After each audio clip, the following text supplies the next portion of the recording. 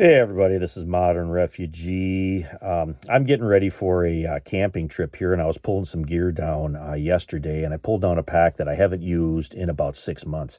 And when I was going through the pockets in that pack, I rediscovered these guys right here. They were some notes that I had made when I was having a conversation with some friends of mine back 6 months ago, and we were discussing operating or working in a less than optimal environment, what the military calls a non-permissive environment. And there were some different things we were discussing if we had to get out of a dangerous area, get back to another area, and I jotted these things down, and I thought that I rediscovered these here. I would share these points with you guys because I think there's some really good points, and here's some things to think about if you guys have never heard this stuff. So I'm just going to kind of read over my notes here, and then I'm going to sort of elaborate on a few of these things. And the first thing that I got on here is cash is king. And cash is a survival item. I know a lot of people poo-poo cash and they say, the dollar is going to collapse, and I understand all that. And that may happen at some point in the future with our debt level and all that other stuff. But until that happens, cash is a survival item. You can buy yourself out a lot of bad situations if you have cash. And the other thing that I got written down on here is there's lots of other places where you can get cash other than an ATM or a bank. An ATM or a bank is sometimes, ATMs especially, that can be kind of dicey, especially if it's a dangerous environment. People will stake those things out and then rob people that are taking stuff out of money out of the ATMs. But you can get small amounts of cash out of most stores. You go to a big box store, you go to a grocery store or whatever, you can get, $100 out at one register. And then if you need $200, go to another register a little bit later and take another $100 out. So there are places where you can get cash other than at banks or ATMs. Another thing that I got written down on here is safe houses and knowing people. It's good to have safe houses in the general area where you live. Like we go to different, doctor's appointments and stuff. We got 4 or 5 different towns that we go to that are 50 miles or more away for different day trips, for appointments or whatever. And it's good to know people and have friends in those areas, because if something happens while we're away from our home and at one of these appointments or something, we have a place to crash for a day or so if some dangerous event takes place. And that's why it's good to establish relationships with people that if something does happen, you can pop up at their house and say, hey man, something took place. Hey, can I crash on your couch for, a day or so until I could figure out what's going on? And then of course you can reciprocate that if they are in your area. And that is a good way to bond and, kind of form those community bonds. Another thing I got written down on here is snacks and water. If you've ever been on a long road trip, which I think most of us have been, you can never underestimate what that does for your energy level and your morale if you have snacks on you, in your vehicle, in your pockets. Always have more snacks than you think you're going to need. You think you're going to need, 2 or 3 granola bars or a candy bar or something like that. Double or triple that and have that with you. You would be surprised how that can keep your morale up, and it keeps that energy level up if you are in a stressful situation. Because when you're in a stressful situation, you are going to burn calories like crazy, especially if there's anything physical involved with it, like walking, moving. It's cold outside, you're doing that kind of stuff. You're going to burn calories like crazy, and you are going to be famished and hungry. And the other thing I got on here is water. And this all the prepping channels and stuff, they talk about, taking water out of, natural water sources, ponds, whatever, ditches and whatnot.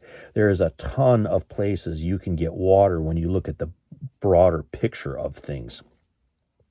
And if I was in a situation, I would try to exploit the stuff that I know the water is going to be safe to drink before I have to do some type of treatment for it. And here in North America, you can find water, especially in the U.S. and Canada.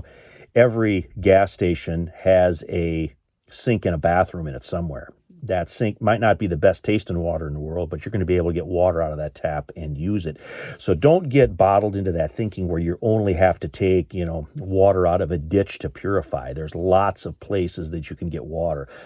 Public bathrooms, public restrooms, any sink at, grocery stores in the back rooms have sinks in them. You can find water as long as you're still in that window where you can get things done and you have a certain amount of movements. And I'm going to get to that here in a few minutes. And you want to replenish those snacks, that water at every opportunity. If you drink half your water out of your water bottle, at the next opportunity, you want to fill your water bottle back up. Same thing with the snacks. You burn through some of your snacks and you stop at a place or whatever, and they still got some snacks and stuff for sale. You want to replenish that stuff. You want to constantly replenish as you go. That goes back to, Alexander the Great. Alexander the Great was the father of modern logistics, and he took as much as he possibly could on his march. He would replenish his stores. He would, he would go into villages ahead of time and say, hey, he would offer to buy them first. And then, if they didn't want to buy him and he was ransacking it, he'd maraud it. But as a general rule, even tyrants will offer to pay for stuff, ahead of time. So always keep that in mind. You want to constantly replenish your stores at every opportunity. I could go on about that for quite a long time, but I want to keep this video a little bit shorter. Communications, long and short range, and comms in every environment. It's the next thing I got written down on here.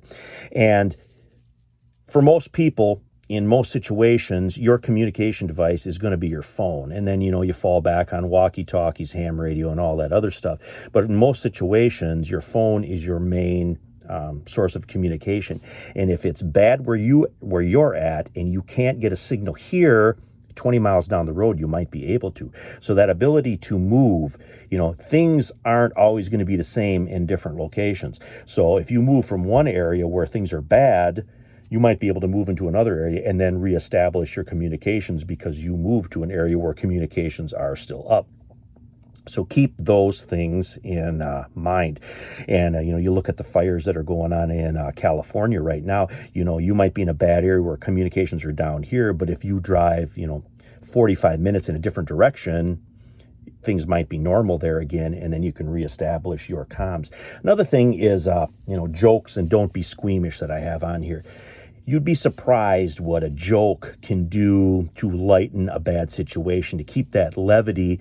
When everybody is stressed to the max, everybody is like super focused on everything. Sometimes that's a good mental break. Throw a joke in there. I got kind of a sense of humor anyway, so, throw a joke in. Break that mental cycle of just being so focused on everything. It kind of refreshes your mind and you get, a different outlook on things. And then don't be squeamish is the other one. And this always goes back to something I read in an old Army survival manual that I bought at a flea market, years and years ago. And it was talking about a downed American airman in France during World War II. He was in a French village, couldn't communicate. He was looking for a washroom because he had to go to the bathroom, and he was walking around trying to find out where the washroom was. And meantime, all the Frenchmen were peeing in the street. And because he was acting kind of weird, the Gestapo found him, picked him up, and he spent the rest of the war in a POW camp. And, the moral of that story is if the Frenchmen are peeing in the street, you do what they do. You might be in a situation where the people around you are doing something that makes you kind of squeamish, but you need to compartmentalize that, put that in a box, and just do what the locals are doing, even if it's something culturally that's completely out of normal for you. The other thing is if it might be dangerous where you're at, but then in 20 miles away, it might not be dangerous there. There might be still some type of civilization there, so to speak. And then this gets to keeping your gas tank full. Always keep your gas tank full. When I go out, run errands, do my stuff, whatever, before I come home, I stop at the gas station and I fill my gas tank up. Those 2 gallons of gas might be the difference between danger and safety. 2 gallons of gas, most cars, 15, 20, 25 miles to the gallon. That could be anywhere between 30 and 50 miles. 30 and 50 miles can make a difference between danger and safety. That's why you always keep your gas tank full. Next thing I got on here is human intelligence. Human intel is extremely valuable. Let you know what's going on in that area, let you know who the good guys are, the bad guys are, let you know about, safe routes to get out of places, dangerous areas. And as a general rule, people want to tell you their story, especially if they're stressed out or pissed off about something. And you can exploit that, and I have in both the United States and Canada already when we've traveled. I've used that just basic human intelligence to my advantage. When there's something going on, you walk into a convenience store or whatever, you say to the clerk, hey, what the heck's going on over there? I seen something, crazy going on or whatever it is. They're probably going to tell you what they know. And if they're upset about it or they have some emotional connection to it, they're probably going to prattle right on. Yeah, that SOB over there, he did this before and whatever. You might get more information than you possibly can even use. So always try to exploit human intelligence as much as you possibly can in the situation where you're at. The next thing I got down in here, there is going to be a window. When bad things happen, there is going to be a small window where nobody's going to know what's going on. You need to exploit that window to get from where you're at, where it's bad, to where safety is. And a good example of this is back in March of 2020. I seen this firsthand.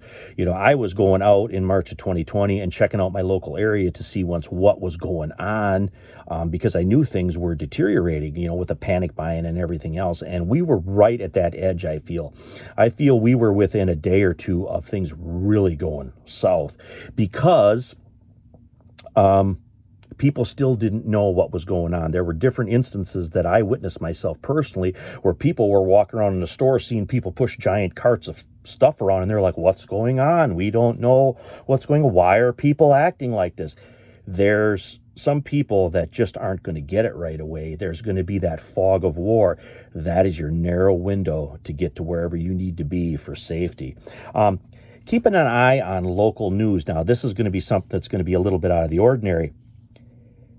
Your local area is where you're at. It's not where your house is. It's not where you live. Your local area is where you are physically at that particular moment in time. I'm here at my place, whatever, but I'm going to use Traverse City as an example. Let's say, we went up to Traverse City for a weekend or something like that, and we're in TC. Traverse City is now my local area. That is my local area. That's the area that I'm concerned about because that's where I'm at. So you need to be keyed into the information where you're at. And you know what? With modern technology, that's actually pretty easy. Most towns have Facebook pages. They have websites. And then most of the emergency services, weather, whatever, they have websites and they have, posts and stuff in these different areas. So you go up to Traverse City, like I was using in my example here, you can get on Traverse City's, fire department page or police page or weather group or whatever, so you can keep an eye on that local area where you're at. Exploit those resources. It goes back to that phone of yours, and that's why you always want to keep your phone charged. As long as there's some type of system operating, that is your best communication device to use to find out information. So you want to concentrate on where you're at, no matter where that is around the world. Even where you're at, that's your local area at that particular point in time. And and that goes back to safety might be 20 miles away, so you have to always keep that ability to move to that safer location. You always want to have that as part of your backup plan. And the other thing I got on here, preppers and Minutemen channels and stuff like that's out there. They always like talking about guns, body armor, kit, that kind of stuff. I always have been of the opinion that stuff is great. I have all that stuff too, but I want to keep that as low key as possible. I don't want that stuff to really be advertised until it's ready for it to be advertised. And that's why I like, body armor that goes underneath my clothing, chest rigs that I can throw a coat over top of. I don't want to advertise that. And, I don't want, my firearm sticking up out through the sunroof or whatever. I don't want, on my lap when I'm driving or, riding shotgun, whatever. I want that stuff off to the side. I want it semi-concealed, because at a quick glance, I want to just look like everybody else.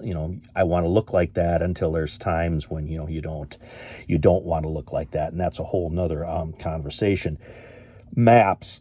You want to have maps, and you want to have more maps. The more maps you have, the better you are. And you want to remember, maps aren't always right. Maps change, things change, roads change, stuff changes. So you want to keep up on that, and you want to update those maps as quickly as possible. There has been different times already when I needed a map, and I always carry a map of Michigan in my truck. So most of the time I'm in my home state of Michigan here, I got that map with me. If I travel outside of Michigan, I have maps for every place that I want to go. So all the states that are connected to Michigan, Wisconsin, Indiana, Ohio, whatever, I have all those maps as well. So if I'm traveling, I'm going to throw them in the vehicle, take them along too. And that goes to traffic. Traffic is a huge problem.